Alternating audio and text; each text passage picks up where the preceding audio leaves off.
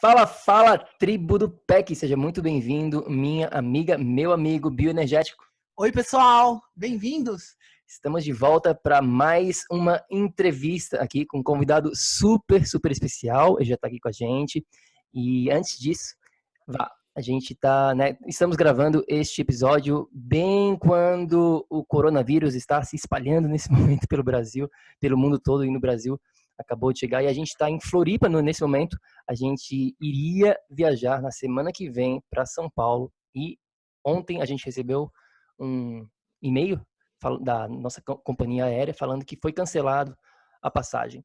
E agora a gente está literalmente ilhado na Ilha da Magia, que não é um lugar ruim para estar nesse momento, né, mas estamos aqui, a gente está com uma viagem também marcada de volta para Miami no dia 31 de março, então a gente não sabe o que vai estar acontecendo nesse momento. É engraçado porque essa entrevista vai para o ar provavelmente depois dessa data, então vai ser legal ver o que aconteceu olhando para trás, né, Vá?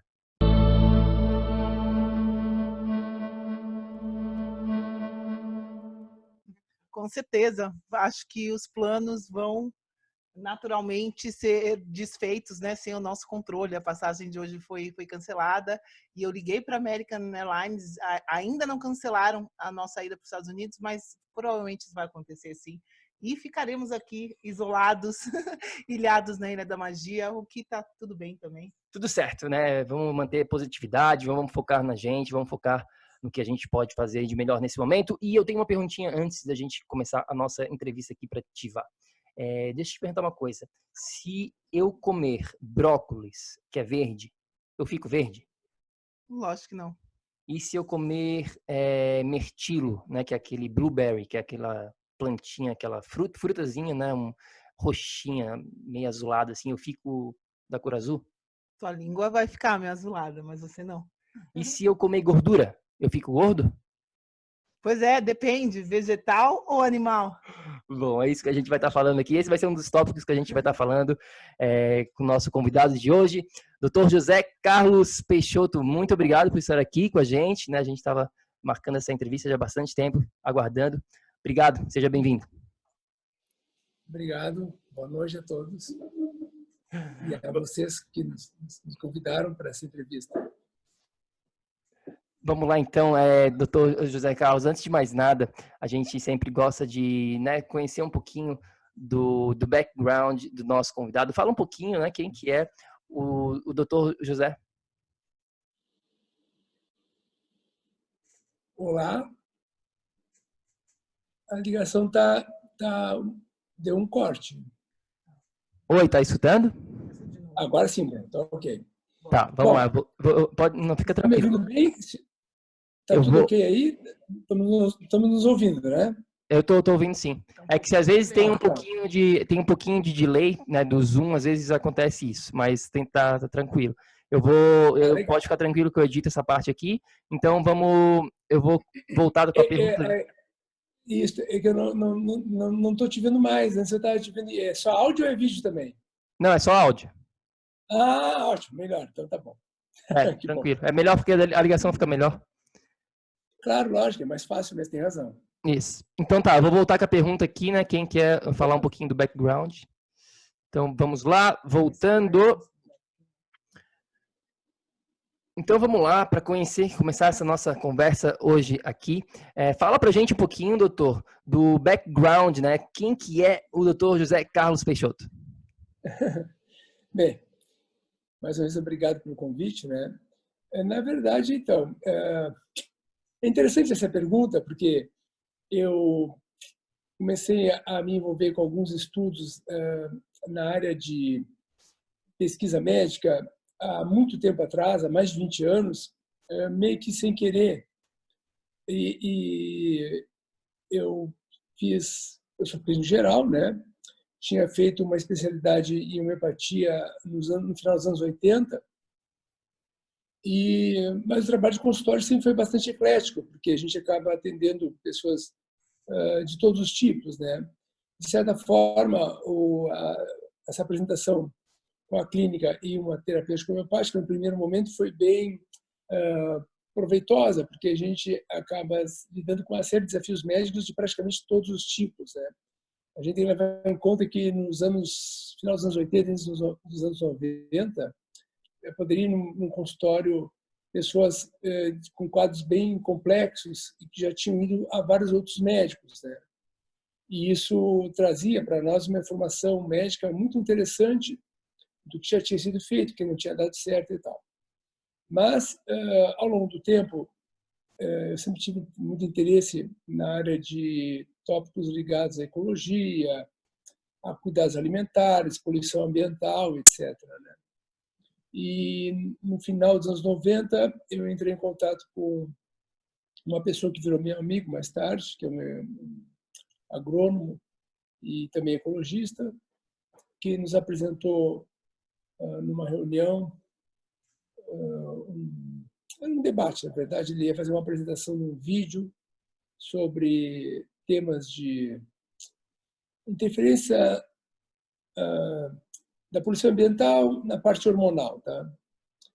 E isso pode ser considerado uma marca no meu processo como médico, né, e pesquisador, que eu comecei a me interessar muito pelo tema.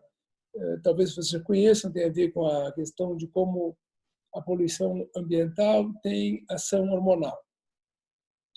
E na virada dos anos 2000, essa questão ficou importante e por vários tipos de demandas me veio à tona a questão de pesquisar um pouco sobre a questão hormonal, né? E concomitante a isso, eu me vi obrigado a estudar um pouco sobre uma partícula muito conhecida de todo mundo, que é o colesterol, né? Por que o colesterol entra nesse cenário? Porque o colesterol é a partícula original dos hormônios esteroides, tá? E os hormônios esteroides, enfim, tem a ver com a parte hormonal e a formação de hormônios da parte sexual, e principalmente, né, estrogênio, progesterona, testosterona e tudo mais. E aí é o seguinte, a gente começa a estudar um pouco de colesterol, entra em contato com uma série de pessoas que tinham umas ideias diferentes. Eu tinha a sorte de ter um familiar que estava nos Estados Unidos, que podia trazer alguns livros sobre o tema. E aí a gente começa a entrar cada vez mais em contato, mais estudo, e a gente então acaba ficando de corpo e alma em estudar qual é a biologia das gorduras corporais, né? Uhum. Entendi. E foi aí também que veio a ideia do seu blog, né? Que seu blog é chamado Lipidofobia. Eu acho que é assim que se pronuncia, né? Exatamente. Lipidofobia? Sim, esse nome é um pouco irônico, né? No que diz respeito à questão do medo da gordura ou do consumo de gorduras em relação às patologias, né? Mas, na verdade, o blog vem bem depois, em função de algumas diretrizes que eu tive que seguir para poder ter um fórum, né, de exposição de tópicos com validação teórica mais consistente. É interessante que agora que a gente é mais velho, né, e eu tenho acesso à internet desde o início dela em Porto Alegre, que é dos anos 80, acho que talvez 92, 89, 92, do tempo que era discada, né? Talvez tu conheça isso, aquele modem, aquele barulhinho e tudo mais, né? Então, a difusão de ideias via internet na virada do século XX é muito diferente do que é hoje, tá? Certamente vocês sabem disso, né? Então, Sim. o que acontece? No primeiro momento, tu recebe muitas mensagens e a chance de tu poder fazer a confrontação da fonte de informação, de quem está produzindo a informação, qual é a base de dados, era bastante limitada, era bastante difícil, era árduo, né? Então a gente tinha que ser relativamente confiante em quem estava nos passando as informações, né? Então o primeiro site que eu tive, na verdade, foi Uma Outra Visão, tá? Esse Uma Outra Visão, ele era um site que tinha ideias e publicações e tradução de textos controversos, né? E me pareceu mais tarde que essa maneira como a gente estava colocando as coisas não estava adequado aos tempos novos que estavam chegando na virada dos anos 2009, 2010, principalmente, né? Quando a gente começou a ter mais acesso à informação de qualidade, a fontes de pesquisas, a entender os produtores de informação, que isso era um drama importante naquele tempo, né? Aí surge a lipidofobia, eu acho que é de 2014, né? Agora não me recordo mais qual é primeira publicação, mas ela vem nessa esteira de dar uma informação de nutrição, de metabolismo, de tópicos inusitados, mas tentando ter uma boa base na qualidade dos dados, né? E eu acho que tem muitos assuntos interessantes ali, né, para quem está escutando a gente, para conferir. Mas a gente gostaria de focar aqui hoje em dois assuntos que tem muita confusão em volta disso, e eu acredito Sim. que hoje é uma oportunidade da gente esclarecer, né? Você começou falando de hormônios essenciais, né, de como o colesterol é essencial para o nosso organismo. E se a gente fala em colesterol hoje, todo mundo fala, nossa, meu colesterol faz mal. Tem essa ideia, esse mito do colesterol, né? Então, eu queria começar falando um pouquinho sobre isso, né? Sobre essa gordura, para que a gente possa esclarecer essa dúvida, esse mito que tem aí, infelizmente, até hoje. Esse é um tema bem interessante, porque ele, obviamente, dá margem para muitas conclusões dependendo da maneira como a própria ciência, como os próprios médicos lidam com esse tema, né? Porque tem diretrizes consolidadas, formais, que, de certa forma, dão um axis de raciocínio médico na clínica habitual, né? E, obviamente, na compreensão pública geral. Só que o interessante é que as pessoas não sabem a história desse processo, como essa informação foi consolidada, quem foram os produtores das primeiras conclusões técnicas científicas lá nos anos 50, anos 60, né? Que deram o formato como a gente tem hoje do inconsciente coletivo da palavra colesterol, né? Porque existe o símbolo e o fato, né, em relação ao colesterol. Quando um pesquisador, um antropólogo, um paleontologista vai num território qualquer e descobre células de seres vivos de milhões de anos do passado, milhões de anos, para definir se aquela célula é animal ou não, a célula tem que ter a marca química do colesterol. Isso é importante. Então, o colesterol define uma estrutura, a estrutura das células do reino animal. Então, a gente tem que partir desse princípio para poder pensar da seguinte forma. É uma química que o corpo produz para montar seus tecidos, as células, por exemplo, né? A membrana celular dos animais, do ser humano pelo menos, tem ao redor de 22,5% de colesterol na membrana para a sua configuração. E nós temos trilhões de células corporais para formar os órgãos e o corpo por inteiro.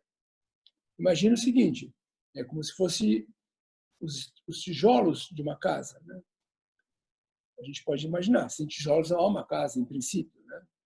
Então, sem colesterol, não há células. E não havendo células, não há um ser vivo, não há um animal, não há um ser humano. Se a gente entende esse valor, por exemplo, na composição do tecido nervoso, do tecido cerebral, o colesterol deve ocupar um percentual de 25% da demanda de produção endógena.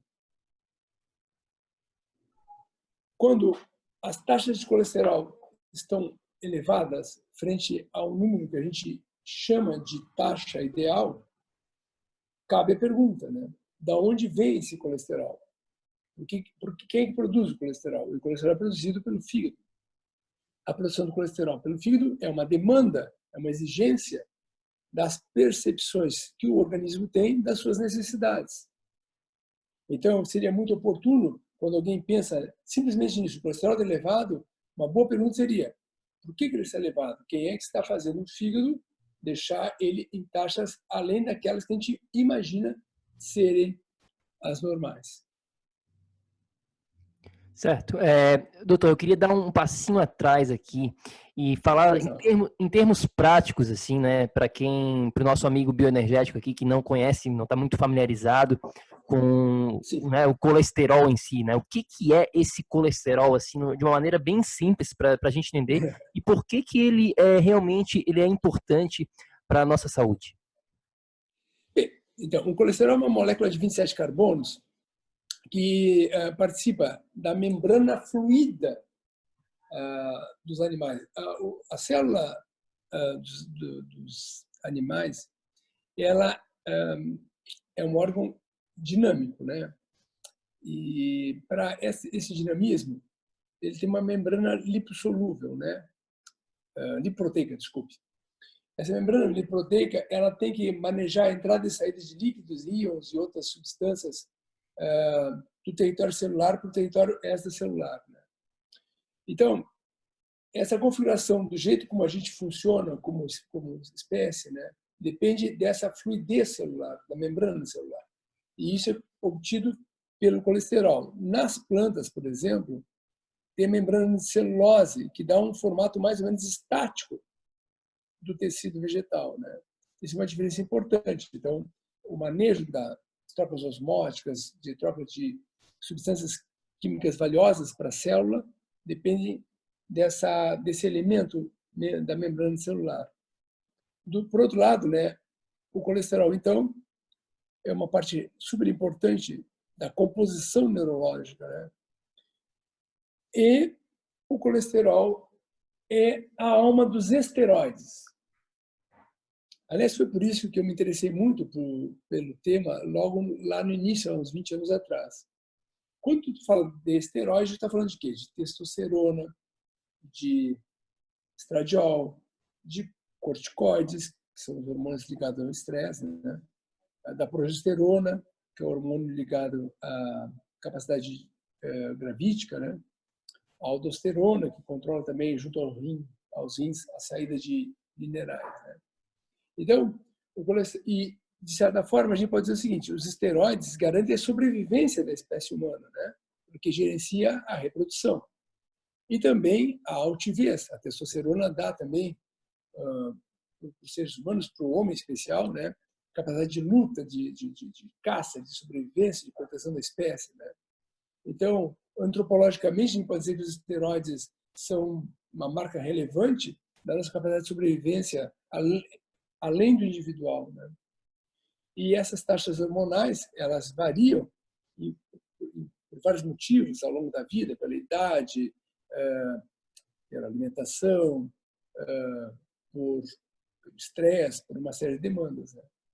E, evidentemente, essas demandas ambientais, adaptativas, de crescimento e tal, do indivíduo, fazem com que essa taxa de colesterol também se modifique, né? Então, por exemplo, se eu pegasse 100 mulheres da menopausa, tá? Há uma boa chance de 99% dessas mulheres terem taxas de colesterol acima de 200. Aí eu faço uma brincadeira. Isso é o quê? É azar, castigo de Deus, praga de madrinha? Não, isso é fisiologia. Quando os hormônios entram em crise nessa fase da vida da mulher, a demanda para o colesterol é naturalmente elevada, porque, de certa forma, existe uma expectativa do organismo de produzir mais hormônios, ou de resgatar hormônios a partir da base dos esteroides, que é o próprio colesterol. Então, só nesse tipo de compreensão, a gente tem uma outra maneira de enxergar os números do colesterol no sangue. E, professor, por que tanta gente tem medo de colesterol alto? Pois é, essa é uma longa história, tá? E os próprios números mudaram. Por exemplo, quando eu me formei em 83, eu ganhei um livro de internatos de medicina, uma brochura, né? E tinha taxas de laboratório, e naquele tempo eu tenho esse livro em algum lugar guardado.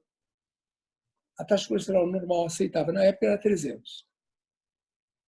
Então, isso faz o quê?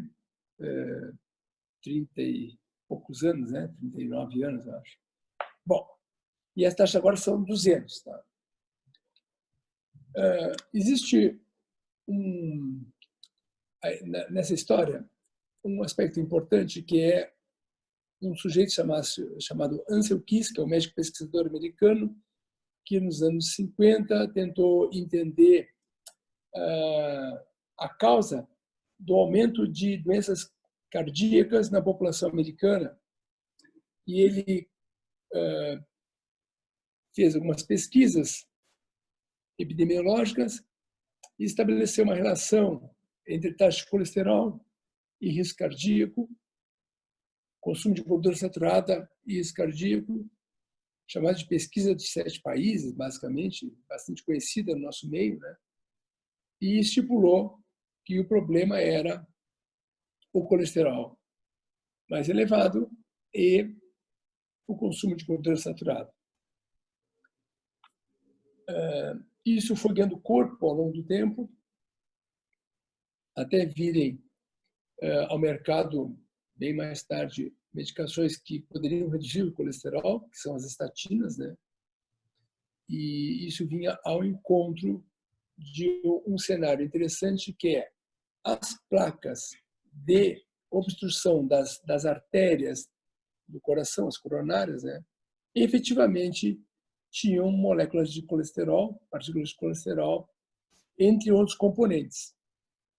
Então, o raciocínio era o seguinte: tinha colesterol nas placas de ateroma, o colesterol talvez estivesse elevado, então nada mais fácil que dizer, bom, então o colesterol elevado é a causa das placas obstrutivas das artérias e por isso ele tem que ser reduzido.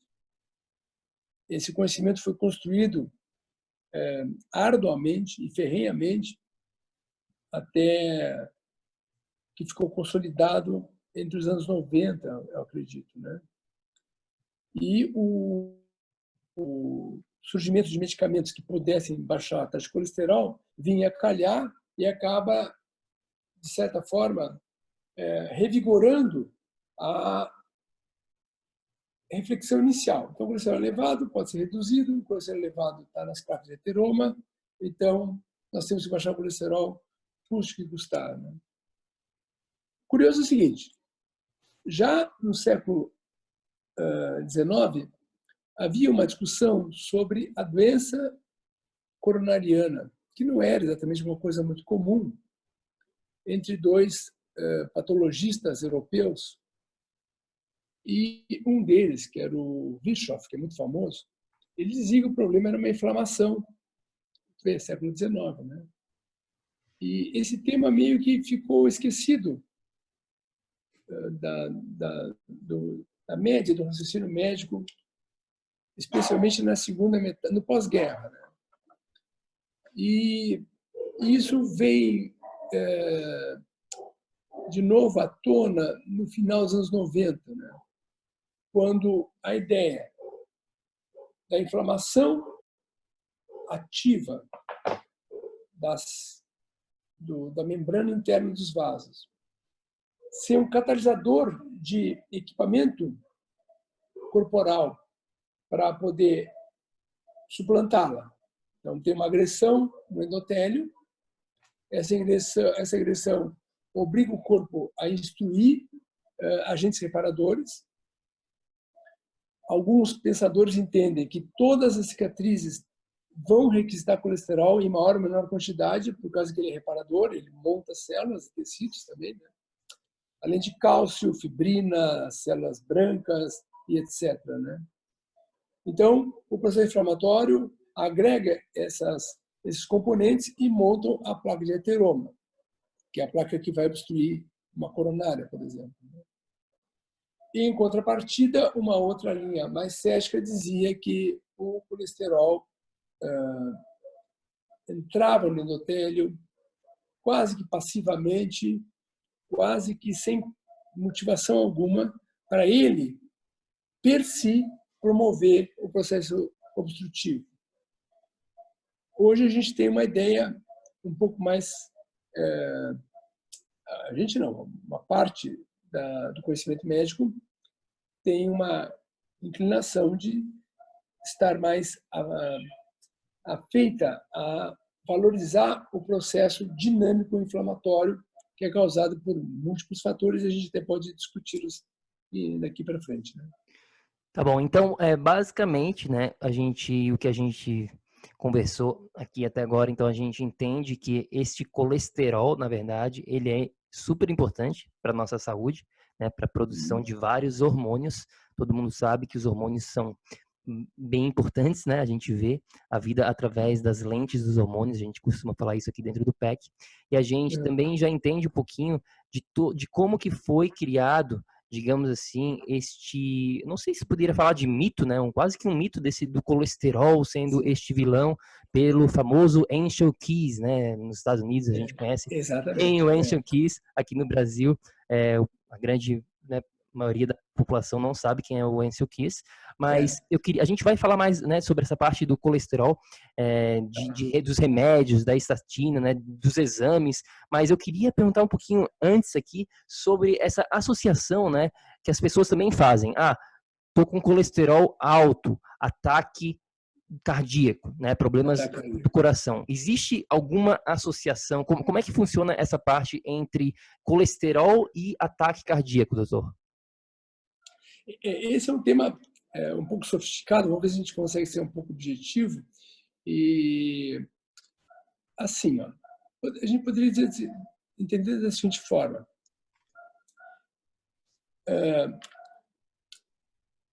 Do meu ponto de vista, seguindo o raciocínio de vários pesquisadores, o processo inflamatório, ele, então, é iniciado a partir de estímulos corporais. Tem gente que fala da seguinte maneira, para o leigo entender, né? Nós ficamos com o status inflamatório ligado. Tá? É como se todo o equipamento de proteção da rigidez, né, da saúde do corpo, da integridade corporal, fosse acionado por uma série de mecanismos. Tá? E isso ativasse vários protocolos corporais de defesa que vão além do necessário para promover a resposta. Né? Então, a doença cardiovascular seria uma crise adaptativa de um processo inflamatório ligado por múltiplas causas. Tá? Bem,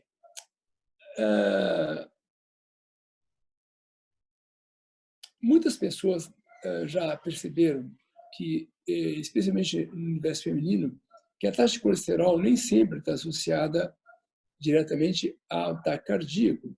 E até eu já atendi pessoas que tiveram que colocar stents e tiveram algum evento cardíaco e tinham já observado que o colesterol não estava efetivamente elevado. Né? O problema todo é que existem exames, formas de olhar o processo que são um pouco parciais, né? Sobre todos os elementos inflamatórios que podem estar desajustando a resposta dentro da íntima, dentro do território das artérias cardíacas. E dentro, então, do conjunto de conhecimento que eu entendo ser mais correto, a gente poderia dizer o seguinte: há uma boa chance de que o processo tenha a ver obviamente, tem a questão do estresse, né, que é a questão da adrenalina, que podem provocar eventos cardíacos relevantes, né? Tanto é que em algumas pesquisas que eu li sobre soldados que teriam morrido do coração jovens, né, o espasmo arterial teria sido a causa desses óbitos, né? E isso, obviamente, poderia ser pelo aumento absurdo de hormônios da suprarrenal, né, do estresse, da adrenalina e tudo mais. Mas, em todo caso, em pessoas mais velhas, de um modo geral, está associado à crise alguns tópicos que nem sempre são bem observados, né? E que dizem respeito, especialmente, a uma outra parceria importante do processo cardiovascular e da avaliação metabólica, que é as taxas de insulina, né? Então, há uma boa chance de que pessoas com a insulina continuamente elevada tenham mais chance de ter eventos cardíacos. A gente também sabe que quando uma pessoa tem um abdômen, né, um homem tem mais de 90 centímetros, a mulher mais de 80, ele tem mais risco cardíaco, né? A gente já ouviu muitas vezes falar que as taxas muito altas de um marcador no sangue chamado ferritina está associado a mais risco cardíaco. E, eventualmente, as pessoas podem já ter percebido que alguns homens, mulheres, eventualmente, que têm gordura no fígado, têm mais chance de ter risco cardíaco. As pessoas com pressão alta têm mais chance também. Então, a gente poderia tentar convergir para uma pergunta básica. Como esses processos biológicos são desencadeados? Como é que existem associações sobre esses eventos com algo primordial, né? Se a gente fosse fazer um exame de uma curva de insulina em muitos desses pacientes, a gente veria que as curvas de insulina estão mais ou menos alteradas ou muito alteradas. Então, há uma boa chance de que a forma como esse organismo lida com o influxo de glicose, que faz haver um estresse pancreático, que faz haver aumento da insulina, uma dificuldade de manejo energético, fazendo com que haja mais reserva energética pela gordura corporal, a reserva energética em tecidos abdominais gera um tecido gorduroso pró-inflamatório, que libera substâncias inflamatórias, e no rolar do tempo, a soma desses eventos faz com que vários marcadores fiquem meio que antecipando o risco do evento cardíaco, né? Então, é um cenário da ecologia do organismo que está desequilibrada e promove essa sucessão. No final das contas, o colesterol vai participar de alguma maneira desse processo, porque ele é um elemento que o corpo utiliza em praticamente todos esses cenários, para construir tecidos, para construir o próprio tecido gorduroso, para construir os hormônios que vão estar mais ou menos ativados, eventualmente corrigir cicatrizes como as placas de ateroma, etc., né? Então, é esse olhar holístico, né, que a gente precisa tentar visualizar, mentalizar para poder ter uma visão maior do que é um evento cardíaco, né? Entre outros tantos que acontecem nessas doenças cardiovasculares, como AVC, crises hipertensivas e tudo mais, né? Isso que você falou, né, é fundamental. Na verdade, é muito bom que já tenham profissionais que tenham essa visão, né? Graças a Deus, porque realmente existe, né, uma corrente da medicina convencional que permanece bastante rígida, né? Enfim, e eu não consigo ver um sucesso em uma abordagem rígida sem ser holística, né? E uma das coisas que eu vejo bastante, que comprometem bastante a saúde a longo prazo, é justamente esses remédios para reduzir o colesterol, como a estatina, né? Eu acho, hoje em dia, eu não posso dar muito minha opinião aqui, mas já estou dando. Eu acho um absurdo focar só no remédio sem alterar o estilo de vida e tudo mais que você mencionou, né? E eu tive um caso muito próximo de um colega meu que com 41 anos de idade teve um ataque cardíaco, que é o que a gente está falando aqui, né, dessa associação, e começou desde essa idade já a tomar a estatina e não mudou mais nada na vida dele. Ninguém nunca direcionou o estilo de vida ou a alimentação, alguma coisa assim. Então, você pode falar um pouquinho, né, desses remédios para reduzir o colesterol, o que fazer, enfim, como ajudar as pessoas que tomam esses remédios já, se elas têm algum jeito de reduzir, né, esses remédios, o que pode ser feito? Pois é, há um tempo atrás, numa apresentação que eu fiz para um grupo de profissionais de saúde, ficou essa pergunta sobre as pessoas que tomam a medicação, quais aquelas que a gente teria que ter um pouco de cautela para dizer a necessidade ou a falta de necessidade de manter o uso de substâncias que são, na melhor das hipóteses, anti-inflamatórias, secundariamente anti-inflamatórias, né? E que tem uma série de potenciais riscos associados, já bem conhecidos, especialmente as dores musculares, né? Para a gente ficar só num, né? Teriam vários outros. Tem estudos que mostram que o uso de estatinas amplia muito o risco de diabetes, por exemplo, o que seria até uma ironia, né? Já que a diabetes é justamente um fator de risco para a doença cardiovascular e para o AVC. Né? Mas essa questão do estilo de vida é um tópico talvez o mais crucial que tem que ser lembrado para todos que estão dispostos a entender o processo inflamatório. Hoje, a gente já sabe, porque até a Associação Americana de Diabetes reconheceu que uma intervenção nutricional, que a gente chama de dieta de baixos carboidratos, pode ser uma abordagem única de equilíbrio da diabetes, especialmente os pacientes com diabetes que não têm complicações configuradas, estruturadas, né? Lesões, insuficiência cardíaca, insuficiência renal, doenças vasculares, angiopatia periférica, enfim, né? Uma série de outros dramas. Bem, então aí nós temos uma abordagem de intervenção de estilo de vida. Isso não é uma coisa simples, porque as pessoas têm muita dificuldade de absorver esse conteúdo, levando em conta que tem uma série de convicções sociais que dão âncora a uma maneira de uma média pública de raciocinar, né? Isso limita, às vezes, a compreensão, que tem gente que fala que é dissonância cognitiva, né? Quando a gente lida com um conceito que parece tão extravagante para quem está ouvindo, que a pessoa não consegue entender o que está sendo dito. Não tem uma ideia clara do recado, né?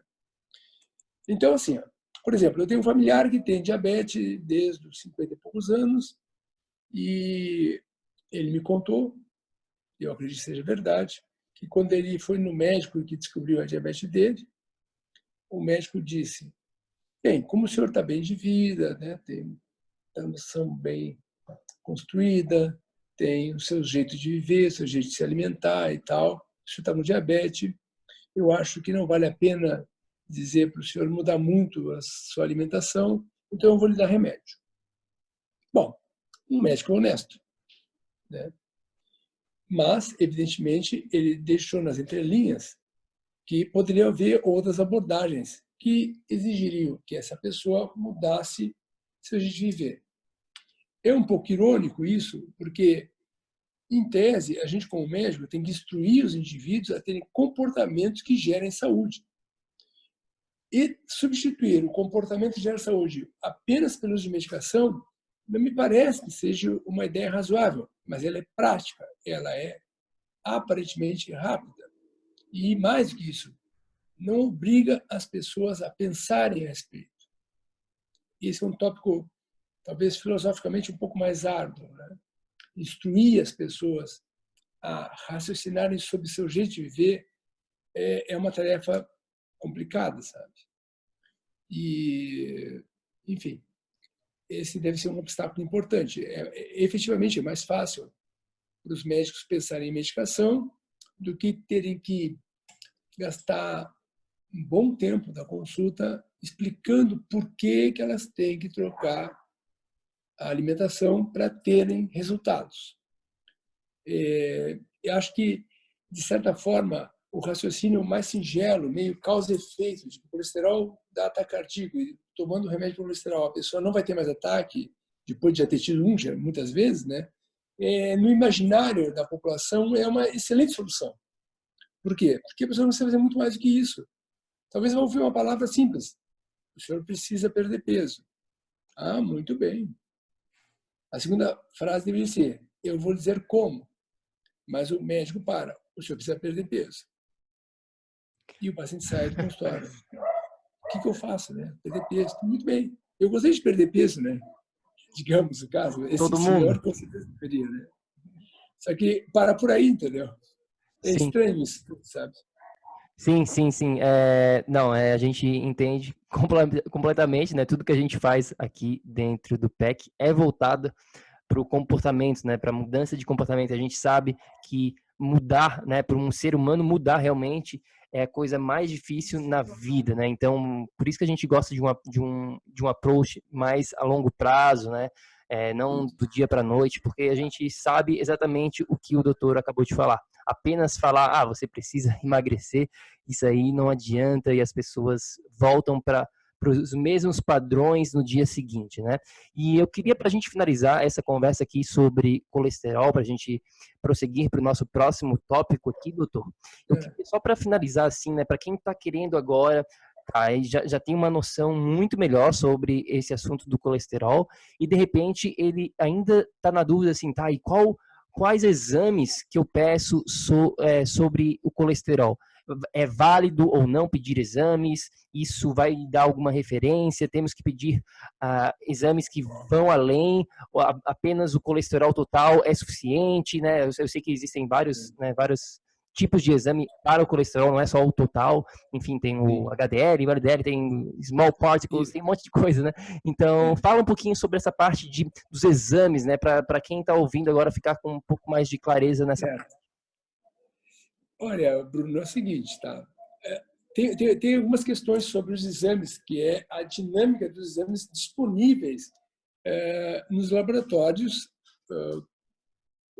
populares, né? Os que estão por aí, assim, porque teriam talvez recursos de alguns exames sofisticados a nível de pesquisa, né? Por exemplo, a gente pede no perfil lipídico o colesterol total, o colesterol HDL, o VLDL, o LDL, né? A gente sabe que, se fosse avaliar o LDL, as ganhas, né, teria que saber as partículas pequenas e densas e as grandes e flutuantes, por exemplo, né? Porque se o LDL está elevado, entre aspas, né? Mas estiver basicamente montado às custas de partículas grandes, tá? Isso não tem nenhuma representação de gravidade de risco cardíaco, tá? Porque a chance delas oxidarem e promover lesões é muito pequena, né? Tem os triglicerídeos, que é uma coisa muito importante. Eu até, inclusive, até tem no blog, talvez tenha sido lido, né, no site de Lipidofobia, que existe um jeito de pensar sobre a taxa de colesterol total sobre HDL, que é um cálculo trivial nos consultórios, né? Tem que ser, o ideal é 3, né? HDL sobre o total. Então, digamos, se o colesterol total fosse 210, o ideal seria ter uns 70, daria 3 vezes, né? O limite máximo é 5, né? Então, nesse caso, se fosse 5 HDL, poderia ter 350 de colesterol total. Já que se tivesse 350 de colesterol total, a maior parte dos médicos vai achar que tem que tomar simvastatina, né? Mas, na verdade, estaria dentro dessa relação tida como ainda dentro da normalidade estatística. Mas tem um outro cenário que a gente tem que levar em conta, que é o cálculo do colesterol HDL e as taxas de triglicerídeos, tá? Eu sempre digo aos pacientes que eu analiso no consultório que os triglicerídeos, eles formalmente não devem ser mais de 150. Mas os triglicerídeos não são formados pelo fígado diretamente, né? Como o colesterol como partícula componente das tecidos corporais. Já o triglicerídeos é mais energia na forma de lipídio, que é formado às custas da alimentação, principalmente amido, né? Açúcar e amido. Então, os triglicerídeos é 150, mas tem um outro limite. O melhor cálculo é os triglicerídeos em relação ao risco cardíaco não pode ser mais que o dobro do HDL. Então, digamos, se o HDL da pessoa é 35, 40, e a pessoa tem os triglicerídeos de 110. 110 parece um bom número, mas se o HDL é 40, o limite é 80, para dar 2, né? Então, na verdade, aqui já tem um problema. A pessoa deve estar tendo um fluxo de alimentos que aumenta os triglicerídeos acima do ideal. Eu tenho uma reflexão muito particular sobre esse cenário, tá? De um modo geral, daria para dizer o seguinte: quando o colesterol HDL é abaixo de 40 e os triglicerídeos são altos ou super altos, bem acima de 200, 230, sei lá, 300, 1000, sei lá, ou uma distância muito grande entre o colesterol HDL e a taxa de total com os triglicerídeos acima do dobro, eu costumo dizer que essas pessoas têm uma dificuldade tremenda de lidar com o consumo de carboidratos, tá? E, de certa forma, eles têm mais chance de estarem com um futuro diabético, tá? Para usar uma palavra, uma terminologia bem suave, né? Os outros estudos que estão disponíveis no mundo dos lipídios corporais é aquele cálculo da apolipoproteína A e B, que isso dá para fazer em laboratórios comuns, na clínica das capitais e certamente na maior parte dos laboratórios do interior, que é um cálculo de apolipoproteína A e B, estabelecer uma relação, porque a B tem a ver com triglicerídeos, A com HDL e tal, né? E teria que ter uma relação para os homens não mais de 70% da B sobre a A, mesmo que os números totais pareçam normais, e 60% de apolipoproteína B em relação a nas mulheres, tá? Isso, de modo geral, pode espelhar um pouco como é que deve estar o equilíbrio da LDL, que pode ficar oxidada e promover doença cardiovascular. Esse tipo de abordagem é um pouco sofisticada, e eu sei que a maior parte dos colegas não vai ter esse trabalho, né? Mas, além disso, se a gente quer ver o risco cardiovascular, é importante ver a ferritina, o fibrinogênio, o PCR ultrassensível, que mais? Eu certamente iria pedir uma curva de insulina para esse paciente, né? Poderia ver também, claro, a hemoglobina glicada, que é a média da glicose. Enfim, e teriam outros indicadores, talvez de menos importância, né? Mas eu penso que com esses dados a gente teria a chance de introduzir para o paciente um reposicionamento dele frente ao que ele pode fazer, o que ele deve fazer, para poder ficar mais ou menos confiante na prevenção de doença cardiovascular, né? Isso que a gente não está falando dos hormônios, tá? Porque eu também costumo pedir, quando eu penso até no risco cardíaco, algumas pessoas acham estranho, né? Eu costumo avaliar a testosterona total, a dihidrotestosterona, que é um derivado da testosterona, né? Eventualmente a taxa de cortisol, que no sangue não é muito precisa, mas a gente acaba tendo esse recurso, né? E teria outras coisas também, como potássio, sódio, mas acho que isso não é tão relevante, né? Como essas duas. Claro, a taxa de vitamina B12, vitamina D também poderia ser considerada. Enfim, a gente acaba extrapolando um pouco nos exames, né? Mas na prática, voltando lá ao cenário do perfil lipídico, eu ainda entendo que o mais importante é saber como os triglicerídeos se comportam frente ao HDL e a taxa de colesterol total, e também, se possível, avaliar a apolipoproteína A e B, que são indicadores interessantes também do cenário lipídico, do perfil lipídico dessas pessoas, né? Já que o estudo das partículas, né? O estudo do tamanho das partículas de colesterol na prática clínica é praticamente inviável, pelo menos aqui em Porto Alegre. E agora que a gente está falando de prática clínica, né, doutor? A gente estava comentando, né, dos tipos de abordagem médica, e muitos médicos tradicionais vão indicar, daquela indicação, não falam muito, mas falam para o paciente: olha, para de comer gordura. Gordura faz mal para o seu colesterol, comer gordura engorda. Existe também esse outro mito, sim. Né? Eu queria que a gente falasse um pouquinho aqui disso, né? Desse conselho que dão para os pacientes, alguns doutores dão para os pacientes, para parar de comer gordura. Certo. Bom, aí tem uma frase importante que eu vou inverter um pouco a minha resposta em relação a essa pergunta. Vamos tentar entender o seguinte: a questão da gordura, da formação do tecido adiposo, né? Como é que a pessoa monta a sua gordura, né? Eu entendo que isso é um erro de conceito a partir de uma percepção, digamos assim, bem empírica, que faz sentido nos nossos ouvidos. Porque a gente não pode esquecer, tudo que parece faz sentido fácil, a gente costuma acreditar, né?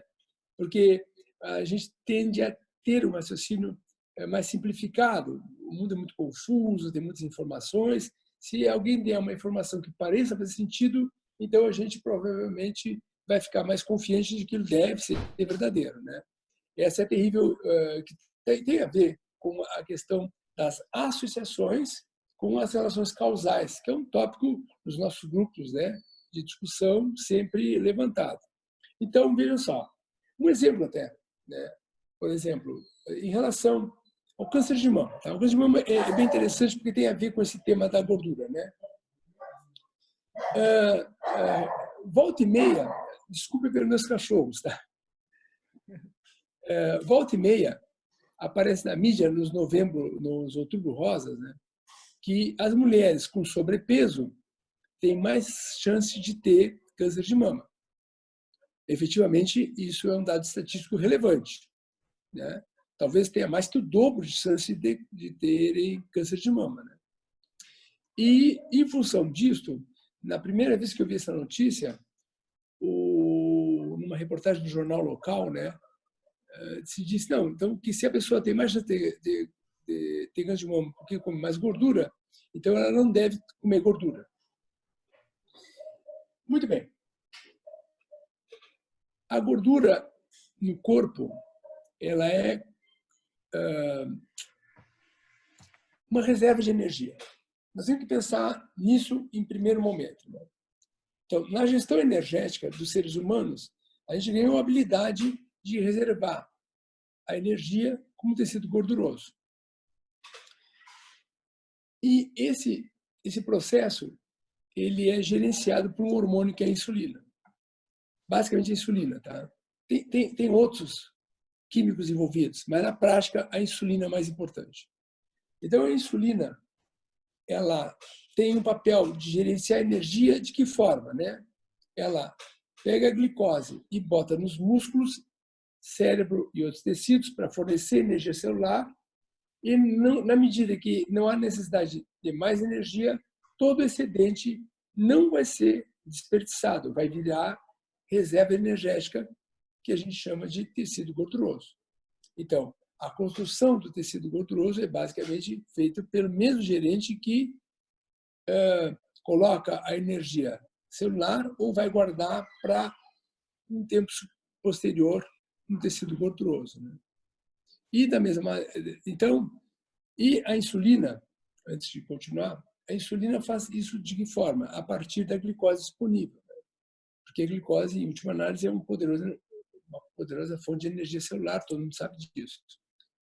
E a insulina, ela também é muito zelosa em não desperdiçar energia. Então, além de tudo, ela evita a todo custo que o tecido gorduroso se desfaça. Então, ela seria lipogênica e antilipolítica em primeiro estágio. Bem, a gente poderia, voltando ao caso da gordura corporal e do câncer de mama, imaginar o seguinte: talvez, um pensamento um pouco mais, digamos, sagaz, né? Talvez, ao invés de eu pensar que a gordura leva ao câncer de mama, a gente poderia pensar da seguinte forma: será que não seria a insulina elevada que promove o aumento de peso e ela também favoreça ao câncer de mama como doença metabólica? É um pensamento complexo e até um pouco ousado, mas, na verdade, já em 2015, né, um jornal que produz material a respeito da diabetes listou, né, nos cânceres ligados à insulina elevada, o câncer de mama, são 6 cânceres, né? Mas mama é um deles, fígado, pâncreas, intestino, bexiga e ovário, né? Se não me engano, são esses 6. Como uma relação causal, tem taxa elevada de insulina e mais chance de ter câncer de mama. Então, eu estou usando esse exemplo assim um pouco paralelo para falar que é o seguinte: a gordura é construída com o objetivo de ser uma reserva energética. E quem produz isso é a insulina a partir de uma glicose excedente disponível. Então, a construção da gordura depende de alimentos que geram essa disponibilidade de glicose. E aí a gente vai entrar nos carboidratos. Não tem nada a ver com a gordura que a gente ingere, tem a ver com os carboidratos. A gordura tem um processo metabólico muito mais sofisticado e vai custar bastante a gerar mais gordura de reserva, já que ela vai ser disponibilizada no corpo por outras vias metabólicas um pouco sofisticadas, tá? E que dificilmente vão efetivamente influenciar na nossa taxa de adiposidade corporal.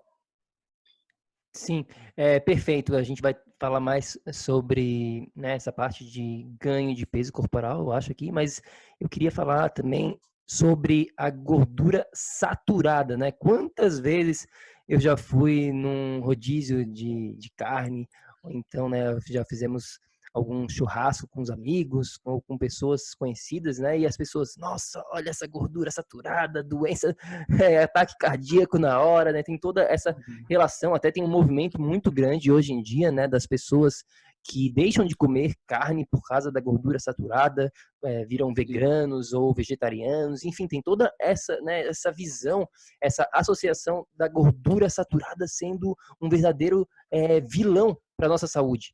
Ela faz mal realmente para a saúde? Fala um pouquinho mais sobre a gordura saturada, doutor, por favor. Bem, a gordura saturada, eu até publiquei um artigo, eu creio que foi há uns dias atrás, um pouco mais de uma semana, de que vai haver uma solicitação aos agentes que dão as diretrizes nutricionais americanas para que não haja mais limite de gordura saturada alimentar, uma vez que eles não são mais justificados pela ciência, né? Já houve uma série de processos de investigação disso nos últimos 5 ou 10 anos, né? E já há uma forte corrente na Europa e nos Estados Unidos para que esse pensamento de que tem que haver um limite na ingestão de gordura saturada não seja mais algo de preocupação real, né? Então, a gordura saturada também tem a ver com o Ansel Keys, lá nos anos 50 e tal, né?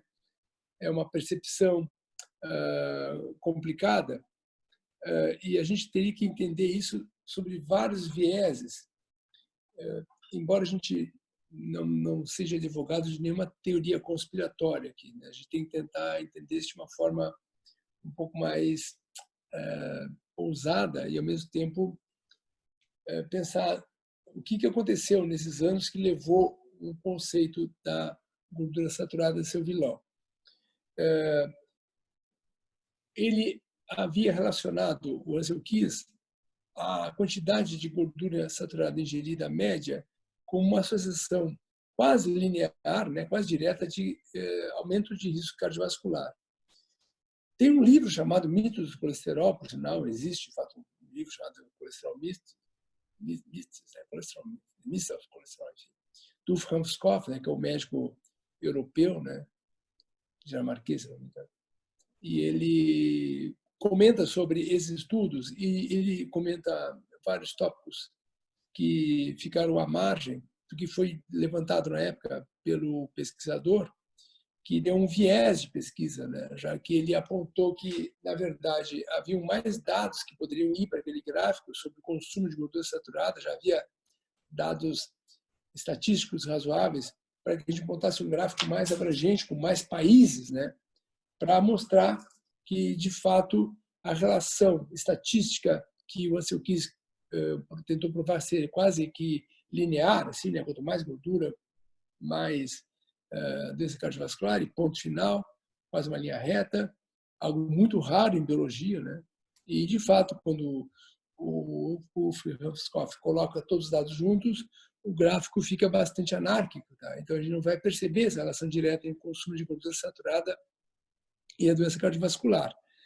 E é interessante porque os países que costumam ter mais doença cardiovascular, eles, de um modo geral, são países que têm mais capacidade de consumo, né? Então, e eventualmente os países que têm mais capacidade de consumo, talvez consumam mais produtos de origem animal, porque os produtos da proteína animal geralmente é um pouco mais cara que as outras fontes alimentares, né? E os países também mais ricos teriam mais longevidade, quem tem mais longevidade também tem mais chance de doença cardiovascular. Enfim, tem várias questões que a gente pode levantar aqui, se a gente tentar entender também a situação macro, né, da disponibilidade alimentar e a capacidade de consumo, né? E houve também um evento importante que, depois da Segunda Guerra Mundial, a indústria química ela vai penetrar fundo nas casas do hemisfério norte e vão surgir muitos produtos que até então a humanidade não tinha contato tão fácil, né? Especialmente os derivados do petróleo. E a ideia de poder ter produtos de todos os tipos disponibilizados pela indústria seria um importante lastro para movimentar a cadeia econômica, né? Quando o Ansel Keys listou essa questão dos riscos cardiovasculares estarem associados à alimentação, principalmente, e especialmente a gordura saturada, que teoricamente teria mais relação com as taxas de colesterol, que é fácil de pensar dessa forma, né? Qualquer um pensa assim. Ao mesmo tempo, né, vai surgir uma onda de produtos frutos da indústria química com foco na alimentação, né? Então, embora a hidrogenização de gorduras fosse um processo mais antigo, a introdução das margarinas, por exemplo, dos anos 50 em diante, se mostrou uma estratégia alimentar que vinha a calhar com a perspectiva de que gorduras de origem animal faziam mais mal para o coração. O processo econômico que isso seria estimulado a partir daí era colossal, porque haveria, obviamente, a indústria de sementes, a indústria de agrotóxicos, a fomentação das vias de transporte, o uso de caminhões, de implementos agrícolas, de indústrias transformadoras de grãos para formar óleos que gerassem produtos alimentares, que gerassem indústrias de embalagens e, efetivamente, se poderia ter produtos disponibilizados ao consumo final a partir de múltiplos processamentos. A gente tinha que provar que esse processamento vale a pena. Então, se a gente diz que a manteiga, que é gordura saturada, faz mal, e a margarina, que é um produto de origem industrial, faz bem, e isso já está disponível, inclusive por um preço mais acessível, a gente teria, então, o melhor dos mundos, né? Porque a gente poderia manter uma boa roda econômica e tendo lastro médico para mostrar que esse era um processo que deveria ser seguido. Esse tema não é uma elucubração, porque efetivamente foi o que aconteceu. Mais do que isso, né, as pessoas pararam de usar banha para trocar por gordura vegetal e usar óleos de origem vegetal também, substituindo uma série de componentes tradicionais da alimentação anterior, né, para confecções de bolos, pães e frituras e todo sortimento de coisas, né? Então, se a gente disser de forma direta que o médico acaba sendo um cúmplice de um processo econômico de forma assim consciente, a gente não vai estar falando a verdade.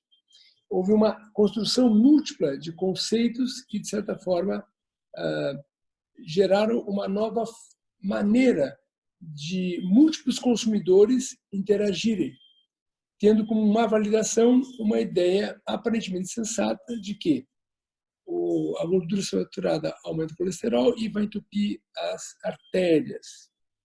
Isso foi promovido até por propagandas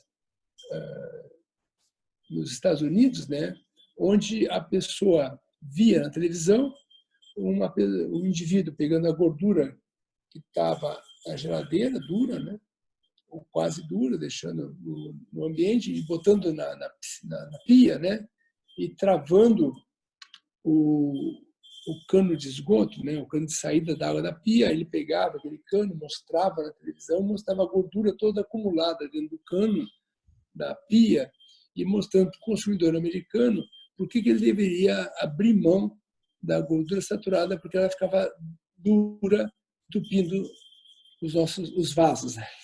Sim, sim. É verdade. Até para uma dica aqui para o nosso amigo bioenergético que está nos escutando, e se você quiser ir mais a fundo, é claro, se você precisa falar inglês, porque o que eu vou falar aqui para você é uma fonte, né, de um site aqui que se chama, uma pessoa, na verdade, é o nome do site, é o nome dela, que se chama Denise Minger, tá bom? Denise, né? Denise excelente. e Minger é minger.com.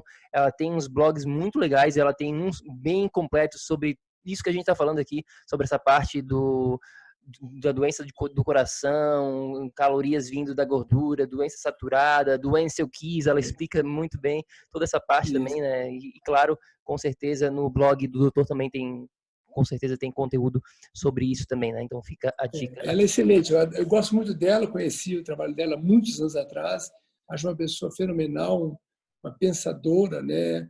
Alguém realmente uma pessoa jovem, né? Que começou a trabalhar com isso, né? A falar sobre isso, e ela para mim é um marco, tá?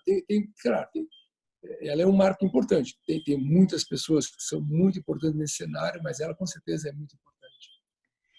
O entendimento, né, depois de tudo que a gente está falando aqui, a gente, ainda bem que esse conceito está mudando, né, mas na prática, o que eu tenho visto, assim, de uma maneira geral, é que as consequências permanecem, né, essa ideia de que a gordura saturada não é saudável, tal, muita coisa tem mudado, mas ela, por consequência disso, chegou a se proliferar essas dietas vegetarianas, veganas. Hoje em dia a gente chegou num hambúrguer, né? Que a gente está vendo, foi no supermercado outro dia, tem um hambúrguer do futuro, né? Que as pessoas estão substituindo a carne animal por esse hambúrguer do futuro feito com soja totalmente, né, geneticamente modificado, mas esse hambúrguer não tem carne, por isso não tem gordura saturada e é mais saudável, né? O que o doutor acha de tudo isso que está acontecendo como decorrência de um conceito que hoje está comprovado, na verdade, que foi um erro, digamos assim, né, na jornada aí, médica, né, dos Estados Unidos, enfim. E as consequências disso, né, de se associar carne a má saúde e veganismo, por exemplo, a uma coisa positiva para a saúde. O que você acha de tudo isso? Esse é um tema muito polêmico e eventualmente difícil da gente poder conversar, né? Mas é claro que, a gente gosta de polêmica aí. Tá bem, ótimo, que bom. Então, pelo seguinte, a gente tem que ser sensato também, porque às vezes a gente tem um conjunto de ideias em função de tudo que a gente pesquisa e descobre, e pode ficar com uma distância um pouco grande do interlocutor, né? Então, isso cria um divisor de águas, né? Uma separação cognitiva, onde não há pontos de intersecção, né? Não há, às vezes, um diálogo totalmente improvável, porque o interlocutor montou uma cadeia de crenças tão energicamente construída que ele talvez não esteja disposto a poder refletir, porque ninguém gosta de admitir que pode ter feito mais escolhas. Tá? Ninguém gosta de saber que foi enganado. Né? Então, pode parecer desrespeitoso para muita gente dizer essas coisas. Eu tive uma experiência muito ruim uma vez com um senhor há um tempo atrás, em que a gente descobriu pelos exames que ele era diabético. Mas ele estava convicto que os seus 20 anos com um profissional da cardiologia, ele já tinha infarto, tomava simvastatina e um monte de outros remédios, eram muitos remédios. E aí eu resolvi mostrar para ele que o problema era que ele era, de fato, um diabético, um pré-diabético ativo e tal, que ele não mudou a alimentação e tal. Mas não fui muito bem sucedido, não sei se eu me expressei mal também. Enfim, então a gente tem que ter um pouco de cuidado. Mas vamos ver o seguinte. A questão do conceito de alimento é um tema simples e difícil.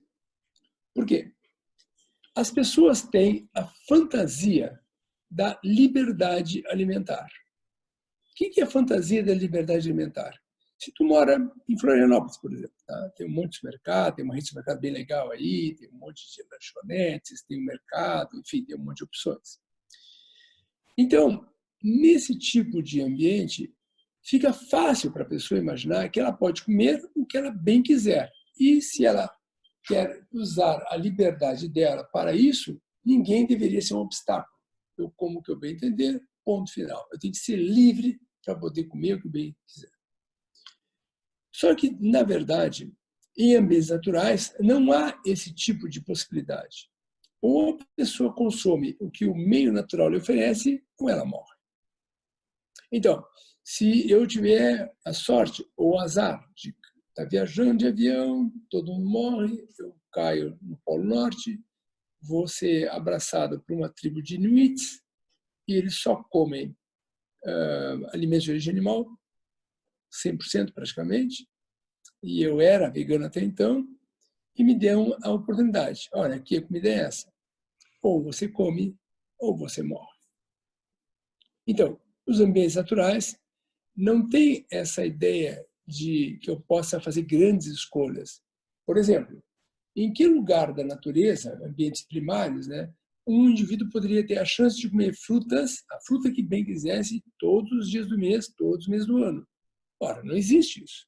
Só se tiver um mercadinho que me facilite a vida. Mas se eu viver em ambiente natural, isso não acontece.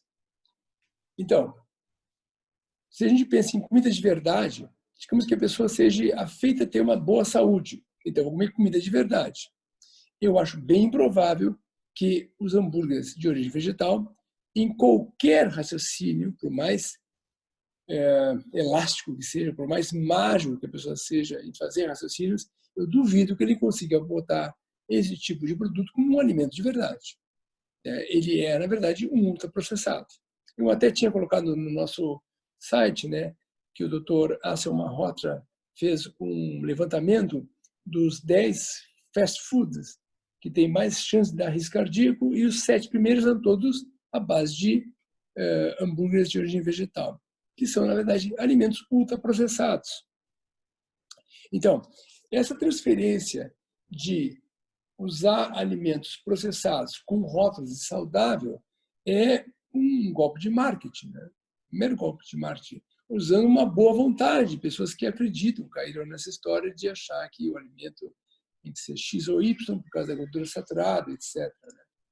Então, quando a gente para pensar, se as pessoas pudessem parar para pensar só nesse pequeno prisma, né, eu acho que já haveria uma chance dela entender que algumas posturas alimentares podem ser complicadas, podem ser filosóficas, políticas. Eu não quero entrar no mérito, elas podem ser justas, válidas.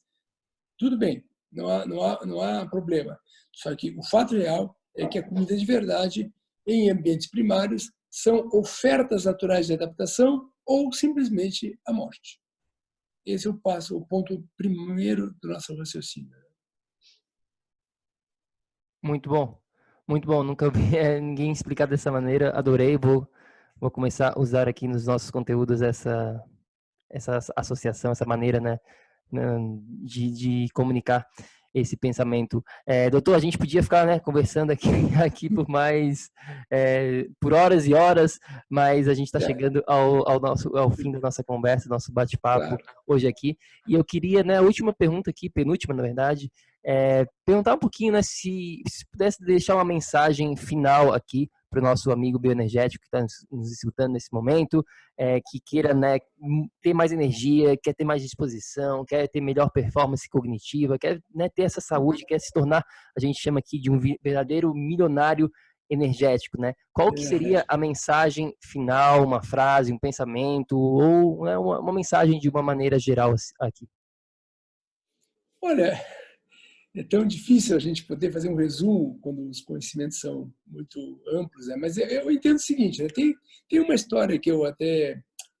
não é uma história, um modelo que eu digo para as pessoas sobre qualidade de vida no futuro. Né? O que a gente tem que garantir para nós para poder ter boa saúde na meia-idade, na terceira idade, e sempre ter boa energia, boa disposição e estar protegido de uma maneira geral. Né? Ora, faça assim, tenha contato com a natureza, né? Pegue o sol, vá no mar, entre em contato com a terra, bote os pés no chão, né?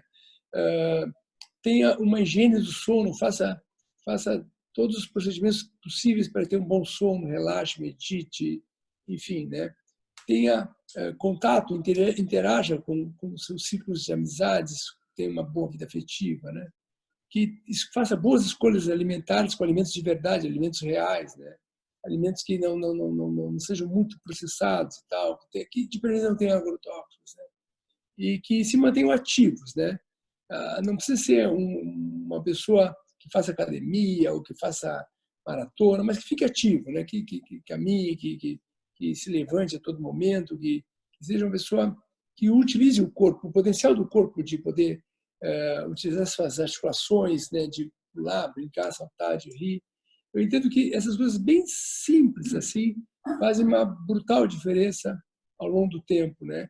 E especialmente tem a mente aberta, né? Tem a mente aberta. Né? As convicções não nos ajudam a serem melhores pessoas. Pelo que eu tenho percebido, as convicções nos tornaram pessoas muito escassas, muito exíguas, né? E que se dividem, né? Então a gente, especialmente agora, a gente está envolvido nesse processo super complicado do coronavírus, né? Eu acho que a gente vai aprender, por bem ou por mal, né? Que a gente tem que estar ligado, aprender a mudar, aprender a refletir, a reponderar o que é importante, né? Acho que essa é uma mensagem que eu deixaria nesse momento, né? Muito obrigada, né? E que nesse momento as pessoas possam aprender a se cuidar para se preparar para o que deve para frente, né? Para a próxima, porque a gente sabe que outras ameaças virão e quanto mais a gente se cuidar, mais forte a gente vai conseguir passar por qualquer que seja a ameaça, né, doutor? É verdade, claro, é isso mesmo. E para quem quiser se preparar, para quem quiser saber mais sobre o seu trabalho, quais são as fontes, como que o nosso amigo que está escutando a gente aqui pode encontrar o seu trabalho, doutor? Bem, eu tenho então um site que é o lipidofobia.com.br, né? Que ali tem todo o material que a gente tem produzido. Eu tenho tentado ser bem cuidadoso e bastante assim inédito em algumas publicações, em alguns jeitos de a gente ver as coisas, né? Tem também, ali tem tem um e-mail, né, de contato, tem recados e tal. E a partir do próprio site tem no Facebook também tem a minha página, que é José Carlos Peixoto, né, no Facebook. O pessoal pode me adicionar se achar conveniente, né? E tem também o Instagram, que está relacionado, que aí só procurar também pelo Dr. José Carlos Peixoto, também vão me achar. Enfim, não é tão difícil, hoje a internet facilitou bastante as coisas, né? Aí lá vão encontrar telefones, endereços se quiserem consultar e tal, né? Então não é muito difícil, não. Perfeito. Eu vou botar o site na descrição deste episódio, né? Vai estar tudo lá certinho. E mais uma vez, obrigado, doutor, por vir hoje aqui e compartilhar, né, tanto conhecimento. A gente tem muita coisa para conversar. A gente focou nesses dois tópicos que a gente achou que vai ser super relevante, né, para todo mundo aqui. Obrigado mais uma vez. Olha, obrigado pelo convite. Uma boa noite para vocês. E se cuidem aí com o coronavírus, tá? Muito obrigada. Vamos se cuidar, sim. Estamos se cuidando. Obrigada por estar aqui com a gente hoje. É isso aí. A gente fica por aqui. Meu amigo bioenergético, obrigado por estar aqui. E lembre-se sempre, ação, ação, ação, para que você também possa viver num estado de energia crônica. A gente se fala no próximo episódio. Fica com Deus. Tchau, tchau. Tchau, tchau.